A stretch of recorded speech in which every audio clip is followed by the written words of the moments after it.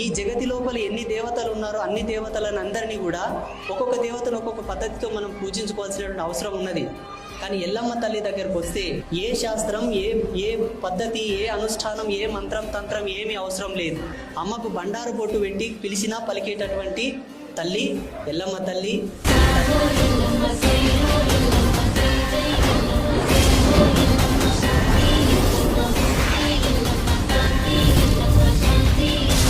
ఈ జగతి లోపల ఎన్ని దేవతలు ఉన్నారో అన్ని దేవతలను అందరినీ కూడా ఒక్కొక్క దేవతను ఒక్కొక్క పద్ధతితో మనం పూజించుకోవాల్సినటువంటి అవసరం ఉన్నది. కానీ ఎల్లమ్మ తల్లి దగ్గరకు వస్తే ఏ శాస్త్రం, ఏ పద్ధతి, ఏ అనుష్ఠానం, ఏ మంత్రం తంత్రం ఏమీ అవసరం లేదు. అమ్మకు బండారు బొట్టు పెట్టి పిలిచినా పలికేటటువంటి తల్లి ఎల్లమ్మ తల్లి.